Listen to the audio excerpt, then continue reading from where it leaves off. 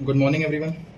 तो अब हम लोग आ जाते हैं जो फ्यूरा का अप्लाइड पार्ट होता है, क्लिनिकल कोरिलेशन, उस पर। और ये बहुत इंपॉर्टेंट पार्ट है, ठीक है। एग्जाम में क्वेश्चन यहीं से आएगा। ठीक, जो पढ़ाया है वो तो बस इसलिए पढ़ाया था कि ये समझ में आ सके। ठीक, सबसे पहली बीमारी जो लोग पढ़ेंगे उसका नाम है प्लूराइटिस। नाम ही इतना सुंदर रखा गया इसका। आइटिस का मतलब होता है इन्फ्लामेशन, और फ्यूरा का इन्फ्लामेशन इसे बोलते हैं प्लूराइटिस। ठीक, तो इन्फ्लामेशन किसका होगा, तो ध्यान से समझें आप। जो विसरल प्लूरा होती है बिल्कुल झिल्ली की तरह होती है, बिल्कुल झिल्ली की तरह, लंग से बिल्कुल चिपकी होती है।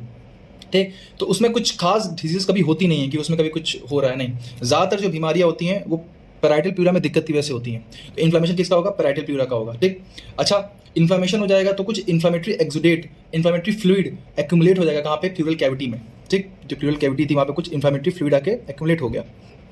ठीक, तो जो इसकी वजह से प्लूरल सरफेस होगी वो रफ हो जाएगी। कैसे हो जाएगी, रफ।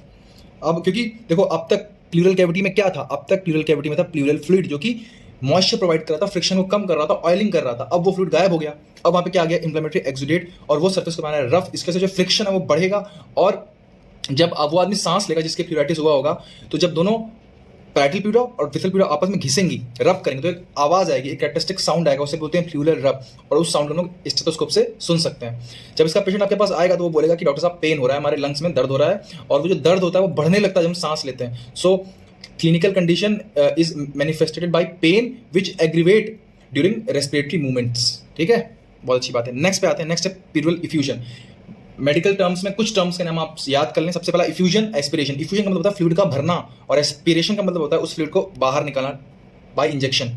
ठीक, सबसे बड़े हम लोग पढ़ेंगे प्लूरल इफ्यूजन। तो इसमें क्या होता है, इसमें एक्सेसिव एक्यूमुलेशन होता है किसका, फ्लूइड का, कहाँ पे, प्लूरल कैविटी के अंदर।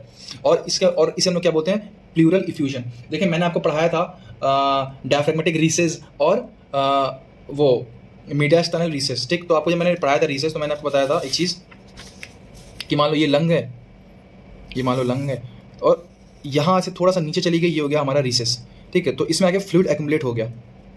कौन सा फ्लूइड, प्लूरल फ्लूइड एक्यूमुलेट, कुछ बाहर से कुछ नहीं आया है। ठीक, अच्छा, एक्यूमुलेट होने का रीजन क्या है, रीजन ये हो कि कोई इन्फेक्शन हो गया, इसकी वजह से कोई एलर्जिक इन्फेक्शन हो गया या कुछ हो गया, जिसकी वजह से जो मेसोथीलियम थी वो एक्सेस सीरस फ्लूइड रिलीज करने लगी और वहाँ के फ्लूइड एक्यूमुलेट हो गया। Most dependent part of lungs में जो कि क्या है, कोस्टो डायफ्रेगमेटिक रीसेस। ठीक, अच्छा जी, ये क्यों होता है, इन्फ्लामेशन ऑफ प्लूरा की वजह से कोई इन्फेक्शन हो गया प्लूरा में, और उसकी वजह से ये फ्लूइड एक्सेस में वहाँ पे डिपॉजिट हो गया। ठीक, तो अब क्या हो गया, अब सोचो यार, वो मैंने आपसे बताया था कि जो रीसेस होते हैं उनका काम क्या होता है, extra surface provide, extra space provide करना फॉर इंस्पिरेशन। ठीक, तो अब एक्सपेंशन ऑफ लंग कम हो जाएगा क्योंकि अब वो स्पेस खाली नहीं, वहाँ पे तो पानी भरा हुआ है, तो इसलिए decreased expansion of lungs on the side of effusion. जिस साइड में भी इफ्यूजन हुआ होगा, लेफ्ट लंग में या राइट लंग में, उस साइड का लंग जो है वो कम एक्सपेंड करेगा। ठीक, अच्छा, और can be detected with decreased breath sound and dullness on percussion on the side of diffusion. इसको हम लोग, अच्छा, और हम लोग कैसे मालूम करें कि इफ्यूजन कहाँ हुआ है मेनली, तो हम लोग स्टेथोस्कोप लेंगे पेशेंट के यहाँ पे, और साउंड हियर करेंगे, ब्रीदिंग साउंड। तो जहाँ पे इफ्यूजन हुआ होगा, जैसे हम वहाँ पे स्टेथोस्कोप से सुनेंगे, तो वहाँ पे एक तो ब्रेथ साउंड कम आएगा, जो सांस लेने की आवाज़ है वहाँ पे हल्की सी डल आएगी। दूसरी चीज़, हम अगर आप स्टेथोस्कोप नहीं है तो हम परक्यूजन करेंगे, टैपिंग करेंगे, और जहाँ पे इफ्यूजन हुआ होगा वहाँ पे टैपिंग साउंड डल हो जाएगी। ठीक है, so dullness on the percussion on the side of effusion. तो दो तरीके हैं, स्टेथोस्कोप से ब्रीदिंग साउंड नापेंगे या फिर परक्यूजन कर लेंगे। ठीक, ये हो गया हमारा प्लूरल इफ्यूजन। ठीक, नेक्स्ट है एक थोरैकोसेंट्रिक या प्लूरल टैब। अच्छा, ये क्या होता है, ये कोई बीमारी नहीं है, this is a medical procedure. इसमें हम लोग क्या करते हैं, इसमें हम लोग जो एक्सेस फ्लूइड भरा हुआ है प्लूरल कैविटी के अंदर, जो एक्सेस फ्लूइड भरा हुआ है प्लूरल कैविटी के अंदर, हम लोग उस फ्लूइड को बाहर निकालते हैं। ठीक, उसको बाहर निकालते हैं।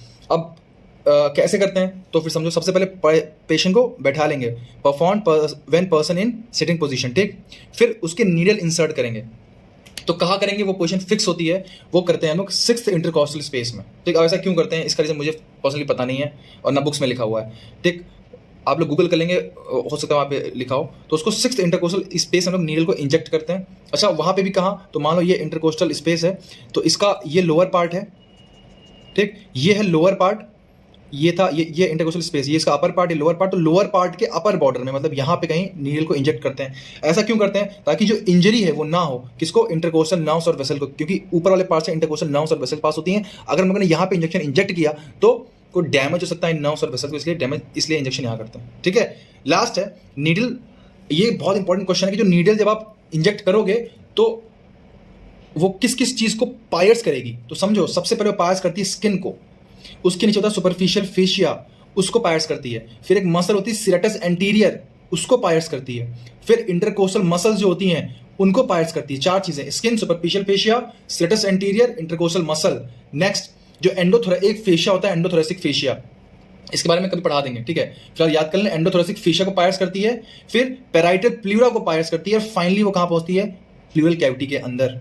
तो समझे, आपको 1 2 3 4 5 6 आवाजें आएंगी, 6 आवाजें, टक टक टक टक टक टक।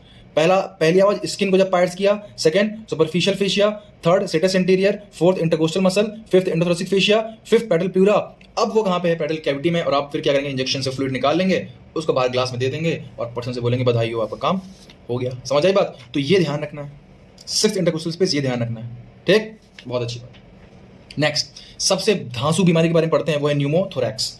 देखिए इसमें क्या होता है, accumulation of air in pleural cavity. जो प्लूरल कैविटी होती है उसमें एक्युमुलेशन हो जाए एयर का, ठीक। अब ये बड़ा इंटरेस्टिंग केस है, 2 टाइप का होता है, एक होता है ओपन न्यूमोथोरैक्स, एक होता है स्पॉन्टेनियस न्यूमोथोरैक्स। सबसे पहले पढ़ते हैं ओपन न्यूमोथोरैक्स। अब तुमने किसी की बहन बेटी को छेड़ दिया तो वो गुस्सा गया आदमी, तुमको उसको अच्छा नहीं लगा, उसने चाकू लेके तुम्हारे मार दिया।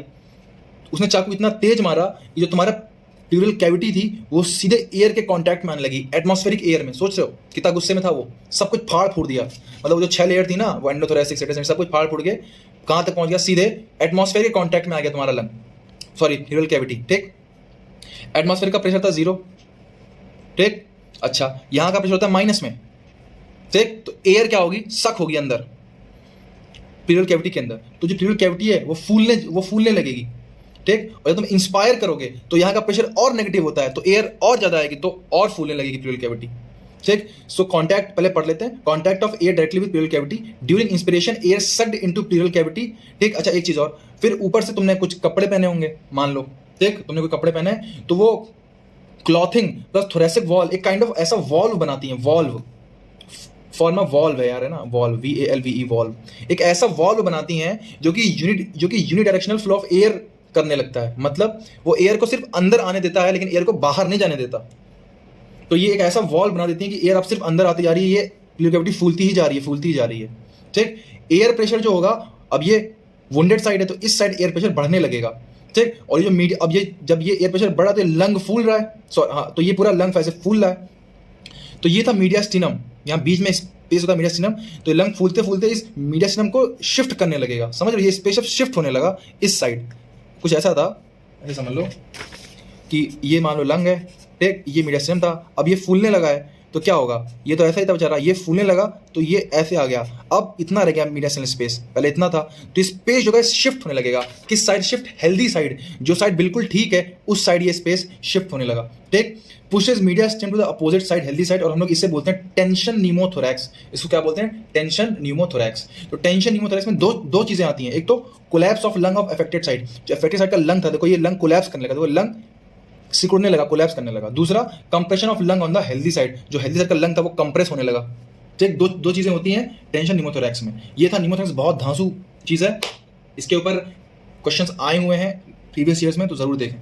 नेक्स्ट होता है दूसरा टाइप का न्यूमोथोरैक्स, इसे बोलते हैं स्पॉन्टेनियस न्यूमोथोरैक्स, ठीक। इसे क्या बोलते हैं, इन स्पॉन्टेनियस न्यूमोथोरैक्स, ठीक। इसमें ऐसा कुछ नहीं होता कि जो लंग है वो एटमॉस्फेरिक कांटेक्ट में आ रहा है। देखें अभी इसके बारे में इतना मत पड़े, यहाँ पे काम करनी, बस इतना समझ लें कि जो एम्फाइसेमा के पेशेंट होते हैं, ठीक, उसमें जो लंग के बुल्लाज होते हैं वो फट जाते हैं, ठीक, वो रप्चर कर जाते हैं, और उसकी वजह से एयर एंटर नाक के थ्रू ही करती है, लेकिन कहाँ पे एंटर करती है, सीधे यहाँ पे। मतलब आप समझ लो कि यहाँ पे कुछ छेद हो गया, तो जो एयर आ रही है वो यहाँ पे आती जा रही है, जो लंग के बुल्लास थे वो रप्चर कर गए, ठीक।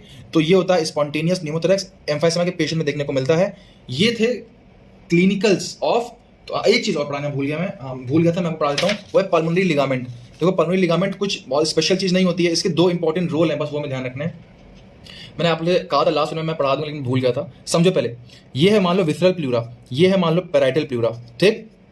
अब 2 कंडीशन है, देखो जो पल्मोनरी लिगामेंट होता है ये भी एक तरह का रीसेस ऑफ लंग ही होता है, रीसेस ही होता है, लेकिन नॉर्मल रीसेस में और पल्मोनरी लिगामेंट में डिफरेंस क्या है। तो देखो नॉर्मल रीसेस क्या होता है कि विसरल प्लूरा अटैच्ड है, पैराइटल प्लूरा क्या है, ऐसे टंग गया, समझ रहे हो, और ये एक गड्ढा बन गया, एक स्पेस बन गया, ताकि लंग एक्सपैंड कर सके। समझ में आती बात, ये है हम लोगों का क्या, रीसेस। और पल्मोनरी लिगामेंट क्या होता है, ऐसे हो जाना, विसरल प्लूरा भी ऐसे हो गई, पैरेटल प्लूरा भी ऐसे हो गई। समझ रहे हो, ये है पल्मोनरी लिगामेंट। अच्छा, ये होता कहाँ पे है? तो देखो, ये मान लो हम लोग का लंग है, ठीक। तो लंग में जहां से ये सब एंटर करता है, bronchus, pulmonary artery, pulmonary veins, उसे बोलते हैं रूट ऑफ लंग। उसे क्या बोलते हैं? रूट ऑफ लंग, ठीक। तो वो रूट ऑफ लंग के पास जो प्लूरा होती है वो थोड़ी सी ऐसे नीचे की ओर आ जाती है, ऐसे ऐसे। समझ रहे हो? देखो, कुछ ऐसा हो जाता है, मैं बताता हूँ, थोड़ा सा समझो ऐसे कि ये मानो रूट ऑफ लंग है, ये मान लो पल्मोनरी आर्टरी है, 2 पल्मोनरी वेन्स, 1 ब्रोंकस है, ये रूट ऑफ लंग है, ठीक। ये पैरेटल प्लूरा, विसरल प्लूरा दोनों है, पैरेटल प्लूरा, विसरल प्लूरा दोनों है, पैरेटल प्लूरा, विसरल प्लूरा दोनों है, ठीक। तो ये देखो, ये थोड़ी सी नीचे दोनों आके लटक गई नीचे, जैसे मैंने बोला था। क्यों लटकी? क्योंकि यहाँ पे उनको एक एक्स्ट्रा स्पेस देना था। अच्छा, ये एक्स्ट्रा स्पेस किस लिए होता है? तो देखो, ये पल्मोनरी वेन्स जो होती हैं, देखो वेन्स जो होती हैं, इनके साइज में फ्लक्चुएशन, जब इनमें खून भरता है तो फूल जाती हैं, ठीक है। तो जो वेन्स होती हैं ये फूलती पिचकती रहती हैं, ठीक। तो इनको फूलने के लिए स्पेस चाहिए, जब ये फूलती हैं तो इनको स्पेस चाहिए फैलने के लिए थोड़ा सा।